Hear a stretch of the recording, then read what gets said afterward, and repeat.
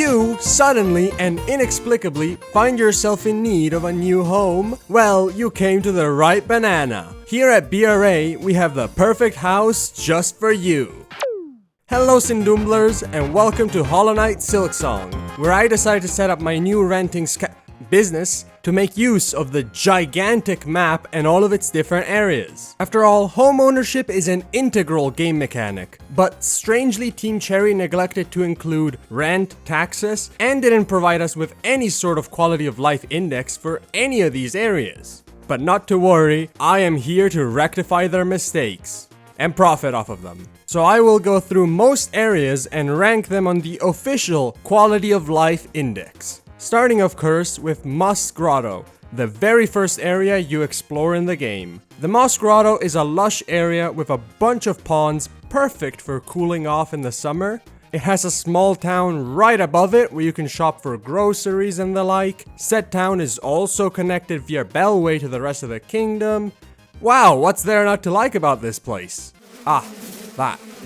Its big downside is that it is absolutely infested by flies, but that doesn't stop it from getting a solid S. And it also doesn't stop me from charging an exorbitant fee for it. But if the flies are just too much, the weaver nests are literally next door. I mean, they benefit from all the good parts of the Moss Grotto and give you shelter from the swarm.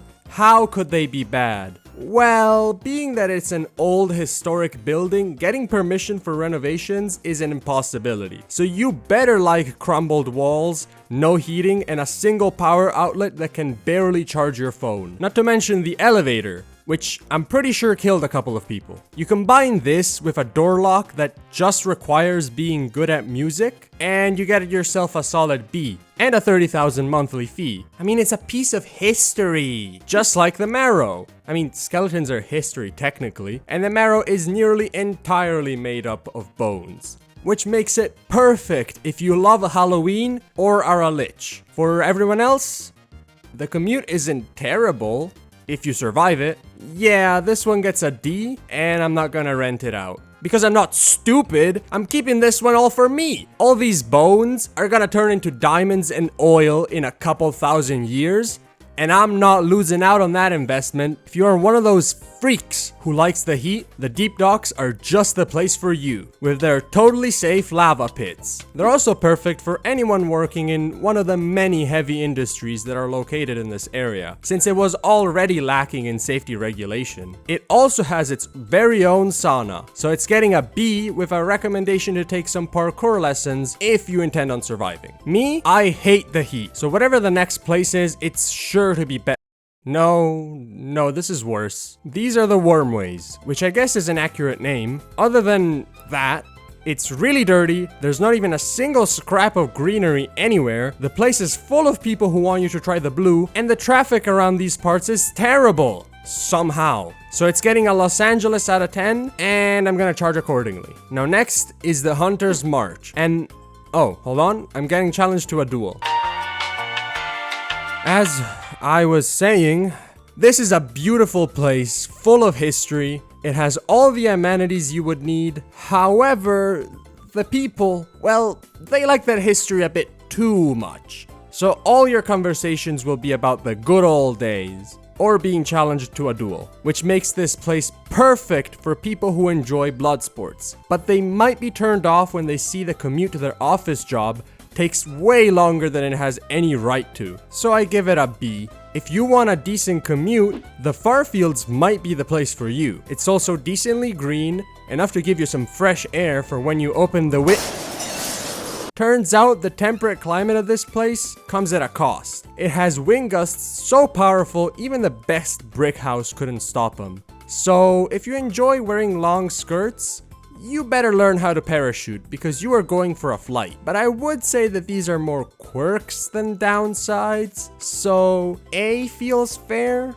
along with Windows not included homes because I am not paying to replace them. We have finally reached the place that makes homeownership a major mechanic, Bellheart. But frankly, this is worse than any of my homes. There's barely any space to stand, and it's the only type of housing allowed. Then you have the residents, who all know each other by name, and they gossip constantly. No, Barbara, I don't know who Stacy is. Why are you talking to me about it? And sure, a green field is only a short walk away, but the gossip will follow you. There's no escaping it. I rate this a not fit for habitation, and I will charge 200k a month for the only house in the city so I can at least profit from it.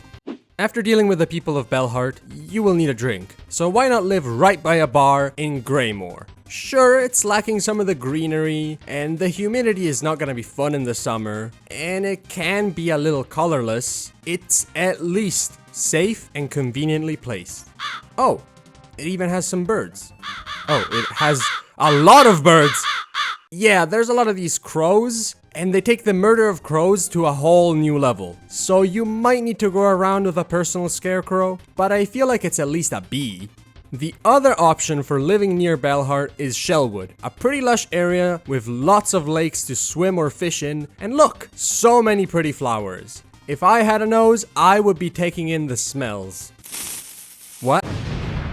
Alright, so while it's full of pretty vegetation, said vegetation is mostly interested in killing you in all sorts of ways. But if you never leave home without your trusty hedge clippers, you should be fine. Plus, it's in a rather convenient location, so I'm gonna give it an A because I trust that people will be able to defend themselves and not at all to up my prices. Next is an area with a direct connection to the main gate of the city. Prime real estate if you ask me, so let's check it out. Alright, this one might be a harder sell. So, the Blasted Steppes are an arid, dead, abandoned land, constantly ravaged by sandstorms, and if that doesn't entice you, the thousands of worms that live under the sands probably will. However, there is a casino, which means this ticks off all the requirements to be another Las Vegas. I mean, sure, right now it gets a D for being barely habitable, but think of the investment when the casinos will pop up everywhere. It even has an ancient burial ground above it. Speaking of which, the Sands of Karak, yet another ancient civilization long gone, which makes for perfect tourist attractions, if they can make it. Since to get anywhere here, you need to do parkour on a time limit, which makes it exclusive. Yeah, let's go with that. The only other inhabitants are the few citizens of the Old Kingdom that are still alive. And unlike the red ants, they are a bit more chill. Only a bit though.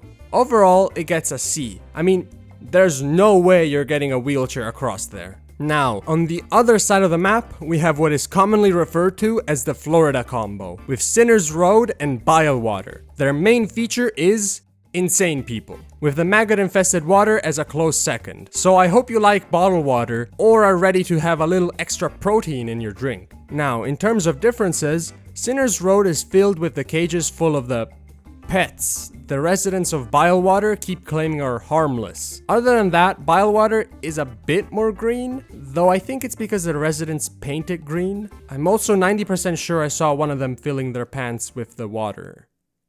90,000 a month for a seaside villa and a D rating. Now, if all these places seemed a bit too out of your reach, well, I have the area for you, the Underworks, where the core systems needed to run the city are maintained, like the giant saw cubes and the spike compactor. This maintenance needs good, hard-working people to risk their lives every day so that the water can stay at a perfect temperature for comfort. And of course, this area is fitted with all you need, like single-used paid benches, because we can't have you getting distracted for too long, can we? And a confessor working 24/7 to help alleviate the burden on the workers' souls. And guess what? The house comes with a job. Ain't that a good deal? This place gets a totally not state-sponsored S. Now, since it's quite likely that you have contracted every disease known to bug, and some unknown ones too, where better to go than the local hospital? The White Ward. And I mean, what could be better than living in a hospital? You stub your toe, and 24 doctors will pour in to charge you $4,000 for a smooch. It's well connected, has some pretty interesting job opportunities. What could be better? Turns out, the human trials weren't legal, so they had to shut the whole thing down. I'm not human, so it still gets an S from me. We have finally reached the capital, but before checking that out, let's go to this place called The Slab. Well, not the greatest hospitality. One of them spat on me and then locked me in here. I did get a look around though. It seems that this place already has plenty of rooms. It's pretty well connected to the city, though they don't let me open the door for some reason. It also has its own courtyard at the very top. It's really cold outside though, so you can't enjoy it without heavier clothing. Now, if I could leave, I would give it an A. But since I have to take the side route, it's getting knocked down to a B. Now that I got out of there and got some heavier clothes, I can check out Mount Fay, which is absolutely splendid. There's pretty views, clean air, and even some water to bathe in. Okay, yeah, it's really cold, and the water is even colder somehow. How is it not ice? Let me have a taste.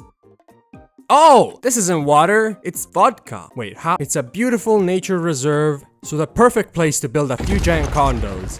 It's not very well connected, though since this is its one flaw, it still deserves an A rating. And finally, we are at the city, which is so massive and important, it's split into 5 different areas. But they're more like different districts rather than different areas entirely. They all feel like they add on to a base, which is the Coral Chamber. The Coral Chambers is the biggest area in the city of Farloom? Or is that the kingdom? Or is it both? Whatever, the Coral Chambers also house most of the stores, basic infrastructure, and presumably housing for the rich, but not quite super rich, which is all good, but why is it filled with safety hazards? These roof ornaments, these platforms that appear and disappear on a rhythm, hell, the fast travel system had to be shut down because it killed too many people. If it wasn't for all these hazards, I would easily give it an S. But instead, it will get an S and a lot of fines. But if you want to talk safety hazards, the Cogwork Core is your destination. Okay, so this is the mechanical backbone of the city, fair enough. But who sharpened all the gears? Why is everything so hard to access? Ever heard of railings and stairs, people? And it's all so small, but somehow incredibly congested. And this isn't even considering how awful it must be to try to sleep at night. And the worst thing is, I was actually just in New York this whole time! The hardest, unfit for human, or really any habitation I have ever given. Even I wouldn't charge for that. The Cogwork Core gets up D, because my standards have been lowered from that harrowing experience. Now the next one are the Whispering Vaults. Ah, screw this!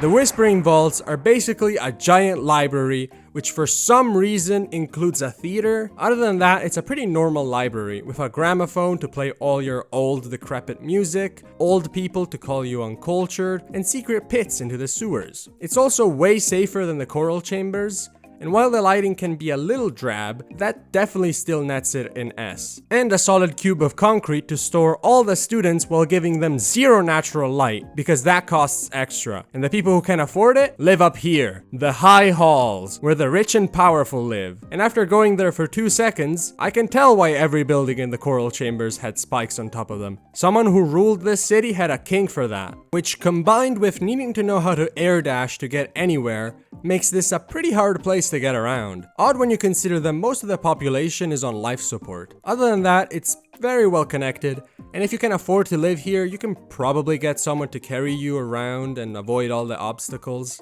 It still gets a B from me. As in bomb. Yeah, they didn't let me sell anything in there, so let's see how they like it now.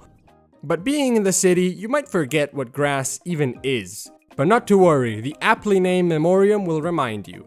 It's basically a botanic garden made up of vegetation from other places, which means there's bits from lots of areas. Now living here, it's wonderful. There's free food, plenty of fresh air, exercise, meeting new people. You just can't leave when you get here. And that was most of the areas. I'm sure they had something that you were interested in, so here, call me whenever you choose one. I, left my fridge running, and I gotta go catch it, so bye! Who knew the locals wouldn't take well to me claiming all their land as my own, so I could build barely livable houses to profit off of. They are so unreasonable. But anyways, I guess a score is in order, even though it makes even less sense with these weirder videos, but, Silksong rent mode gets a bag of my money and living at your parents till you're 45 out of 10. Now like, subscribe, and comment where you would rather live so I can draw up the perfect contract to scam you.